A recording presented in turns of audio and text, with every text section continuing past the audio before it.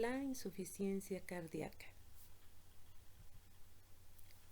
Antes de hablar del tema como tal, debemos recordar las propiedades y terminología necesaria para entender la fisiopatología de la insuficiencia cardíaca. Recordemos que es la ley de Frank-Starling. Es la propiedad del corazón de contraerse en forma proporcional a su llenado. Es decir, a mayor llenado, mayor volumen de eyección. ¿Qué es la precarga? Es el volumen telediastólico del ventrículo. ¿Qué es la poscarga? Es la tensión de la pared ventricular durante la sístole. ¿Cuáles son las propiedades del corazón? El batmotropismo, que es la excitabilidad, el cronotropismo, que es el automatismo, el dromotropismo, que es la conductibilidad, y el inotropismo, que es la contractilidad. Recordando un poco de la fisiología y del ciclo cardíaco, nosotros sabemos que la fracción de eyección es el porcentaje de volumen que el ventrículo izquierdo bombea justo antes de la contracción. ¿Qué es el gasto cardíaco? Es el volumen de sangre que bombea en un minuto. Es el resultado de la multiplicación de la frecuencia cardíaca por el volumen sistólico, cuyo volumen sistólico es de aproximadamente 70 mililitros. Este es el volumen de sangre eyectado por el ventrículo en un ciclo cardíaco. El volumen telesistólico es el volumen dentro del ventrículo izquierdo al finalizar la sístole, que representa aproximadamente de 40 a 60 mililitros. El volumen en el ventrículo al final de la diástole es el volumen telediastólico, que representa de 110 a 120 mililitros. ¿Qué va a determinar el gasto cardíaco? La precarga, que es el volumen telediastólico, estará determinado por la frecuencia cardíaca, el retorno venoso, la volemia, la función auricular y la distensibilidad ventricular. La poscarga, que es la tensión parietal, está determinada por el radio del ventrículo, el grosor y las resistencias periféricas. La contractividad o inotropismo del corazón estará determinada por la masa contráctil, el pH, la cantidad de calcio y el inotropismo positivo y negativo que se va a dar a nivel miocárdico. Gracias a la ley de Frank-Starling, el volumen latido, es decir, el volumen sistólico de eyección, asociado a la frecuencia cardíaca que tiene el paciente, representará el gasto cardíaco. Este gasto cardíaco, en asociación con las resistencias periféricas, representarán la presión arterial del paciente. Bien, ahora vamos a definir de forma completa lo que en la actualidad es la insuficiencia cardíaca. La insuficiencia cardíaca es un síndrome fisiopatológico, es decir, un conjunto de signos y síntomas, resultado de cualquier trastorno estructural y funcional del corazón, que causa la incapacidad del corazón para llenar o bombear sangre en los volúmenes adecuados para satisfacer las demandas del metabolismo tisular. En cuanto a epidemiología, tiene una alta prevalencia, alcanzando el 1% en pacientes mayores de 40 años y hasta más del 10% en pacientes mayores de 70 años. Es la primera causa de ingreso hospitalario en mayores de 65 años. La tasa total estimada es de 3 a 20 casos por cada 1000 habitantes. Esto va a aumentar de 30, inclusive hasta 130 por cada 1000 habitantes en mayores de 65 años. Tiene un mal pronóstico, alcanzando una mortalidad del 50% en pacientes ancianos. La etiología. Como causas primarias tenemos la cardiopatía isquémica, la hipertensión, la cardiopatía valvular y otras miocardiopatías.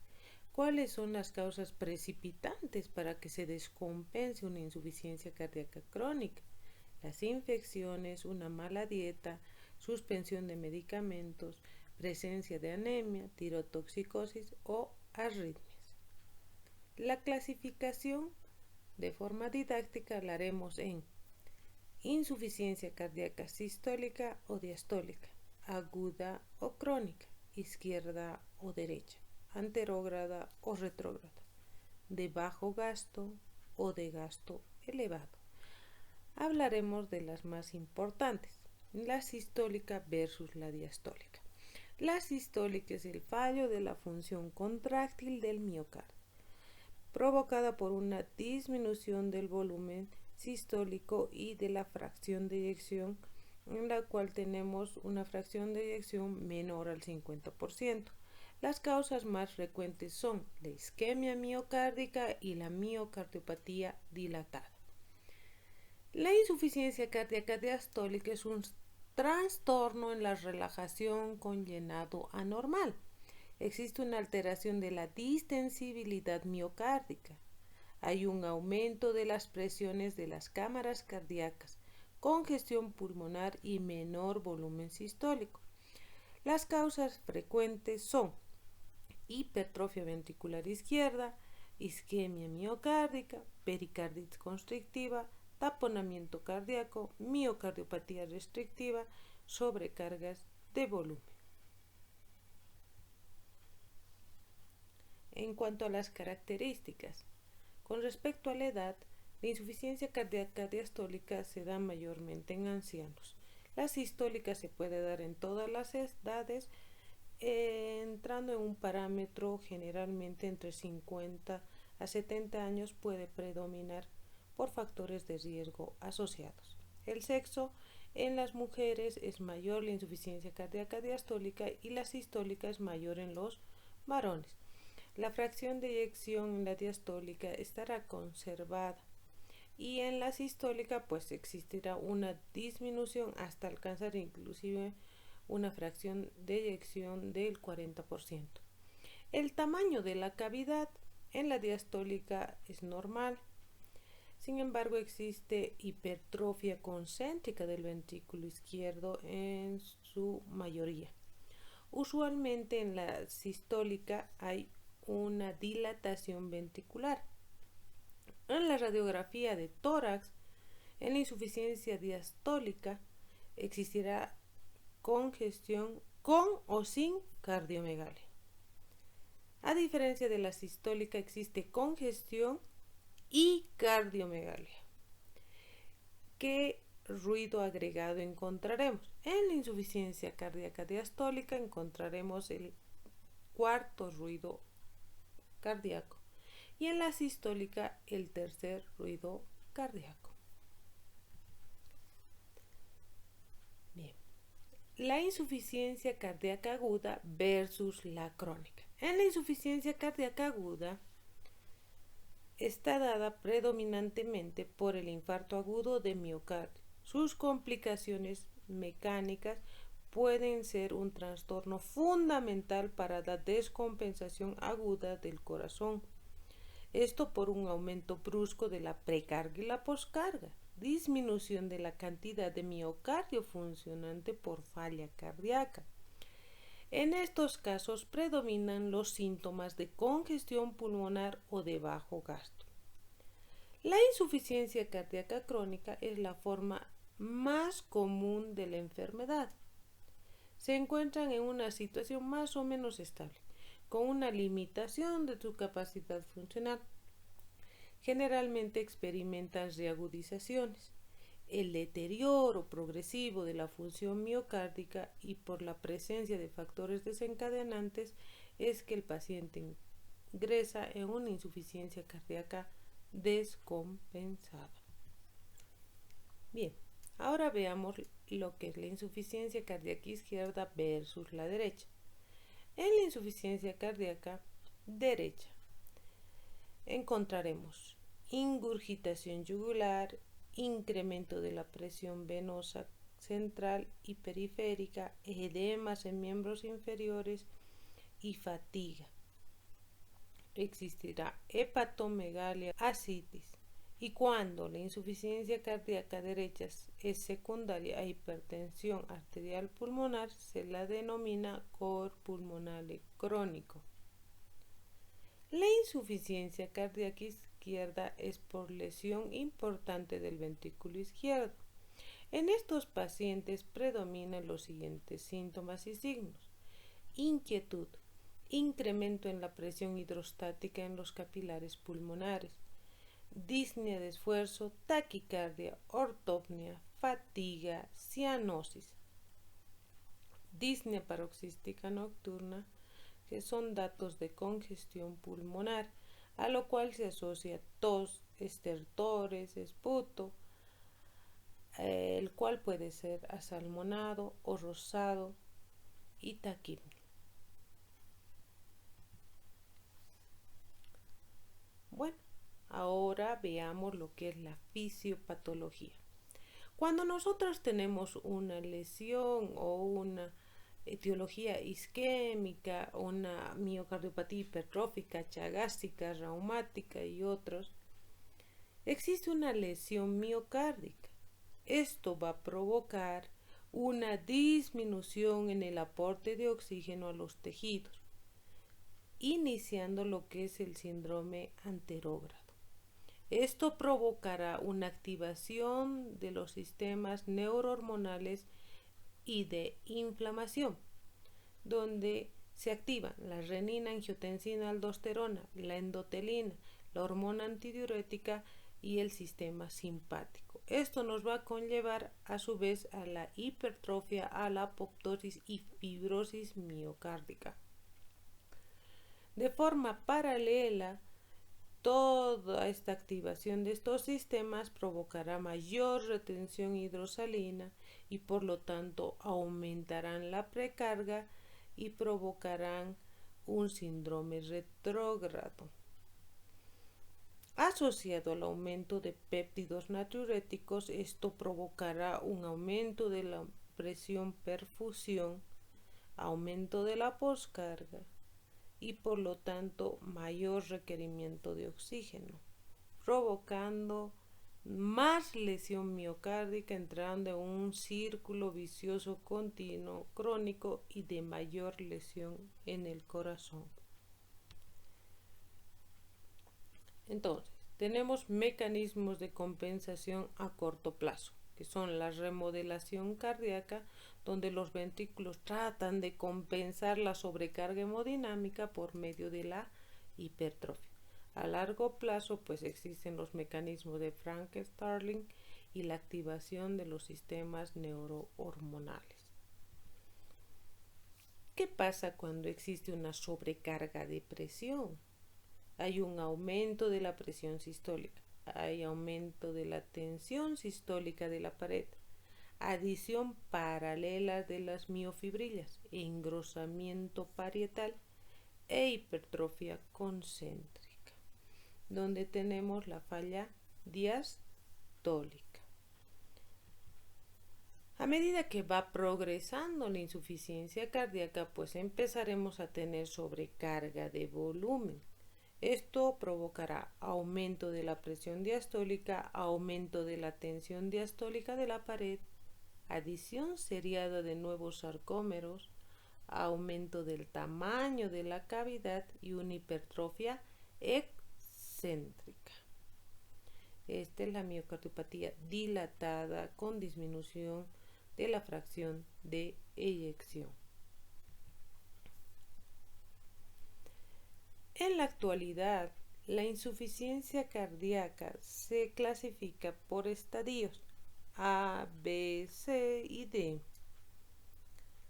En el estadio A existe un riesgo de insuficiencia cardíaca alto debido a la presencia de condiciones fuertemente asociadas con el desarrollo de insuficiencia cardíaca sin cardiopatía estructural o síntomas de insuficiencia cardíaca.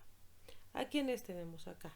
a los hipertensos, obesos, con enfermedad aterosclerótica, diabetes, síndrome metabólico, aquellos que tienen antecedentes heredo familiares de cardiomiopatías y uso de cardiotoxinas. En el estadio B, C y D son aquellos pacientes que ya tienen insuficiencia cardíaca. En el B, el paciente tiene la enfermedad cardíaca estructural, sin embargo no tiene síntomas o signos de insuficiencia cardíaca. Son aquellos pacientes que tienen antecedente de un infarto previo pequeño que no haya lesionado mucho la fracción de eyección, aquellos que tienen remodelado del ventrículo izquierdo con hipertrofia ventricular izquierda y un descenso paulatino de la fracción de eyección, y aquellos con valvulopatía asintomática. En el estadio C tenemos la enfermedad cardíaca estructural con síntomas previos o actuales de insuficiencia cardíaca. Estos síntomas predominantes son la disnea, la fatiga y la tolerancia reducida a los ejercicios. En el D, pues es la insuficiencia cardíaca refractaria que requiere intervenciones especializadas. Los síntomas son marcados en reposo a pesar del tratamiento intensivo y tienen hospitalizaciones frecuentes. Vamos a hablar de la clínica. En la insuficiencia cardíaca existe deficiente aporte de sangre a los tejidos. Secundario, la sobrecarga retrógrada siendo el síntoma fundamental la disnea. Esto debido a acumulación de líquido en el intersticio pulmonar y a la elevación de la presión venosa y capilar pulmonar. ¿Cómo la vamos a clasificar según la Sociedad Americana de Cardiología? En el 1 no hay limitación de la actividad física, en el 2 existe disnea con ligera limitación de la actividad física con esfuerzos intensos. En el 3 la actividad física que puede realizar es inferior a la habitual y está limitado por la dificultad respiratoria. En el 4 el paciente tiene disnea al menor esfuerzo o en reposo y es incapaz de realizar cualquier actividad física. Es muy importante esta clasificación porque tiene un valor pronóstico y la evaluación periódica permite seguir la evaluación y la respuesta al tratamiento instaurado. ¿Qué síntomas más tendremos en estos pacientes? Debilidad muscular y fatiga por hipoperfusión periférica, la disnea paroxística nocturna, que es una crisis de disnea y tos que despierte al paciente por la noche, encontrándose las sibilancias considerado como asma cardial. La ortopnia es una redistribución de líquido desde las extremidades al tórax. El dolor en el hipocondrio derecho se debe a la congestión hepática, que es una sensación de plenitud gástrica y dolor abdominal. Estos pacientes, cuando empieza a haber un déficit anterógrado, presentarán confusión por disminución de la memoria. Esto debido a la hipoperfusión cerebral. En casos más avanzados encontraremos la respiración de Cheyne-Stokes, que es apnea, hiperventilación e hipocapnia. Esto debido a una disminución de la sensibilidad del centro respiratorio al dióxido de carbono por hipoperfusión cerebral. También en fases muy avanzadas podremos encontrar el edema agudo pulmonar. Esto debido a una acumulación de líquido en el intersticio pulmonar más líquido en los alvéolos pulmonares, cursando el paciente con una disnea y ortopnia intensa. Al examen físico, como ya lo dijimos anteriormente, presentarán palidez, frialdad en las extremidades, diaforesis, taquicardia sinusal o con alguna arritmia, congestión sistémica, estertores inspiratorios crepitantes, húmedos, plétora yugular, hepatomegalia con ascitis, edemas con fobia, derrame pleural, sobre todo derecho. Encontraremos también en la falla cardíaca, sobre todo derecha, ascitis. Soplos en pacientes, sobre todo con insuficiencia cardíaca por valvulopatía, la más común, la insuficiencia mitral. Sibilancias, que es denominado el asma cardial. Arritmias, sobre todo la fibrilación auricular. Presentarán una presión arterial sistólica disminuida por disminución del volumen sistólico. La presión arterial diastólica estará elevada por vasoconstricción arterial y pulso alternante.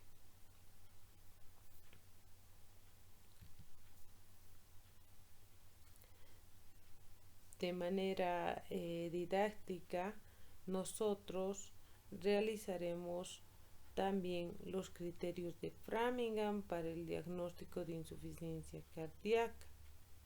Existen estos los criterios mayores, los menores y alguno que se puede considerar como mayor o menor. En los mayores tenemos la disnea paroxística nocturna, la distensión venosa yugular, los crepitantes, la cardiomegalia, el edema agudo de pulmón, el ritmo de galope por R3, la presión venosa central mayor a 16 centímetros y el reflejo hepatoyugular positivo. En los criterios menores tenemos el edema de miembros inferiores, la tos nocturna, disnea de esfuerzo, la hepatomegalia, el derrame pleural, la capacidad vital disminuida y la taquicardia mayor a 120 latidos por minuto.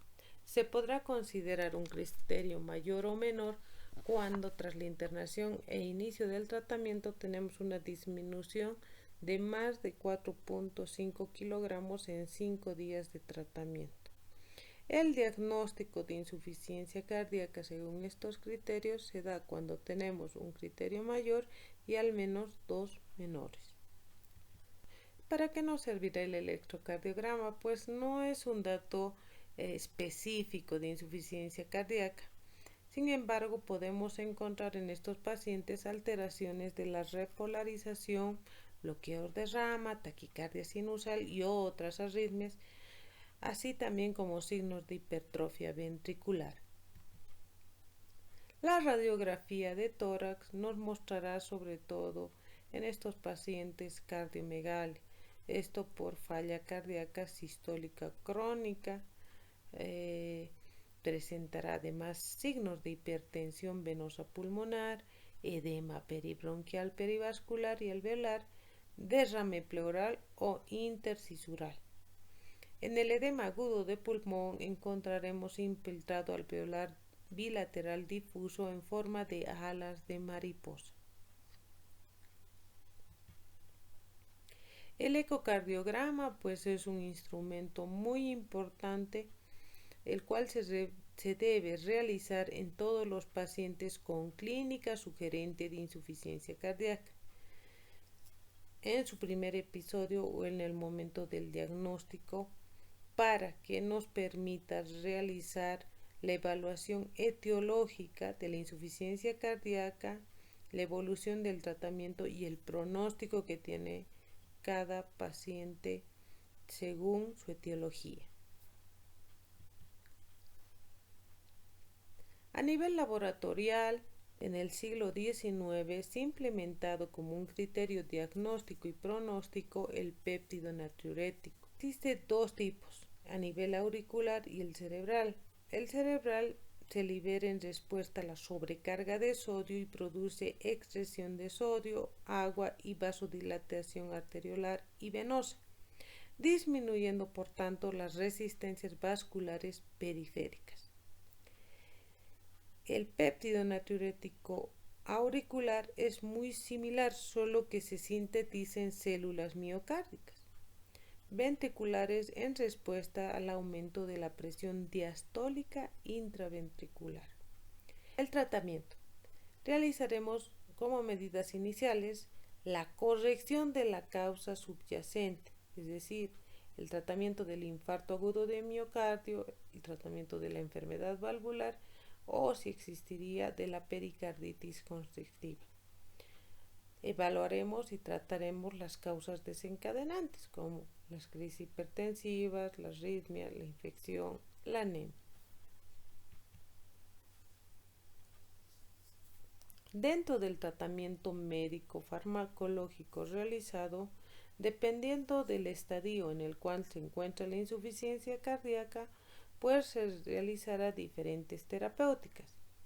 Cuando no tiene enfermedad, es decir, daño estructural cardiológico, pues lo que tenemos que hacer es tratar los factores de riesgo que le van a condicionar al paciente a entrar en insuficiencia cardíaca. Por ejemplo, tratar la obesidad, la dislipidemia, la hipertensión. Cuando presentan daño estructural se puede utilizar IECAS o ARA2 para evitar el remodelado cardíaco. Cuando ya tenemos la enfermedad cardíaca y además síntomas, se puede realizar uso de diuréticos de asa, espironolactona, realizar bypass coronarios en casos de cardiopatías isquémicas avanzadas, revascularización, resincronización, hay que instaurar una dieta baja en sodio, se puede ir titulando los IECAS, los betabloqueantes, los ARA2 y la digoxina. Cuando la enfermedad cardíaca es refractaria, todo el tratamiento instaurado, pues se puede utilizar la asistencia ventricular y el trasplante cardíaco. ¿Qué son los IECAS? Pues los IECAS son aquellos que intervienen a nivel del sistema renina-angiotensina-aldosterona. Provocan vasodilatación mixta, tanto arterial y venosa. Disminuyen la precarga y la poscarga, por lo tanto aumentan el gasto cardíaco, mejoran la clase funcional, mejoran la supervivencia del paciente, sobre todo en pacientes con isquemia o miocardiopatía, y pueden disminuir la incidencia de muerte, además de la incidencia del infarto agudo de miocardio y el accidente cerebrovascular. Los ARA2 tienen igual función, solo que aquellos tienen menos efectos secundarios que los IECA en el aspecto de la tos irritativa que presentan algunos pacientes que toman IECAS. Los beta bloqueantes van a mejorar la fracción de eyección del ventrículo izquierdo, la clase funcional, la rehospitalización y la supervivencia. Dentro de estos tenemos el carvedilol, el metoprolol y el bisoprolol. El bisoprolol es un beta bloqueante selectivo, el cual debe ser indicado preferente en pacientes con antecedentes de asma bronquial o EPOC.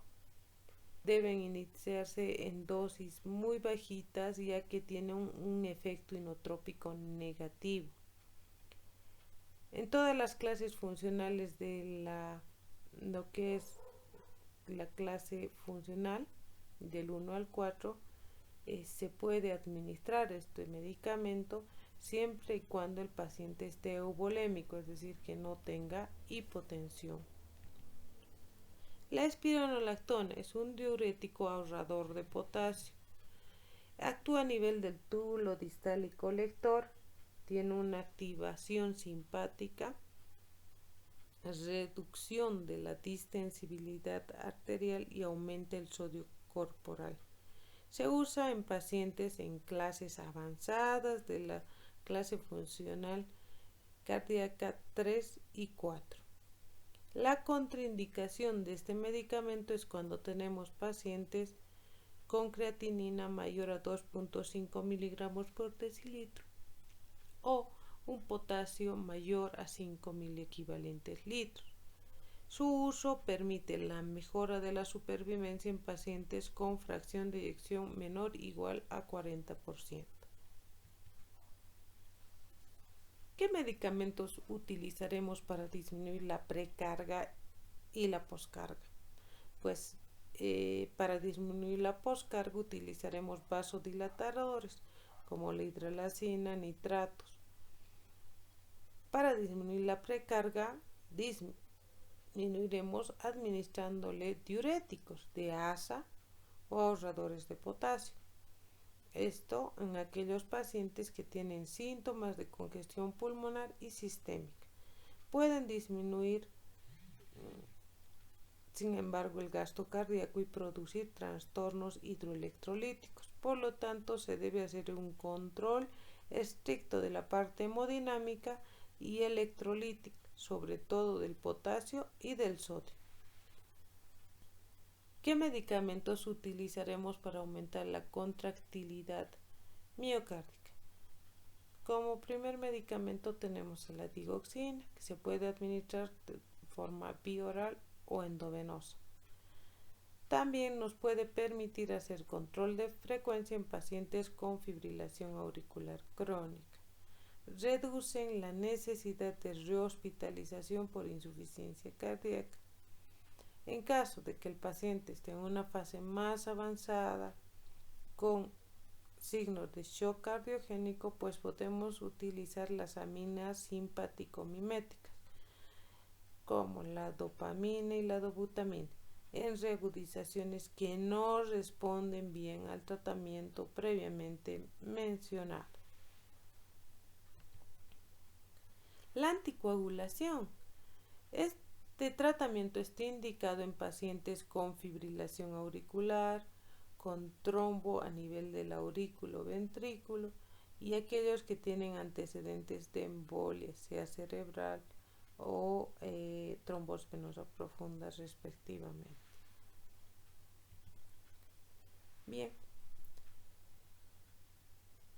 para finalizar vamos a repasar a qué nivel actúan de lo que es el ciclo fisiopatológico de la insuficiencia cardíaca los medicamentos.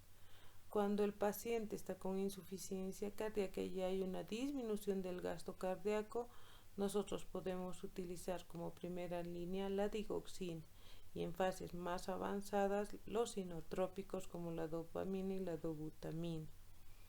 Cuando existe una activación de lo que es el sistema nervioso sistémico y el sistema de la renina, angiotensina, aldosterona, pues podemos echar mano de lo que son los vasodilatadores y los IECA o ARA2.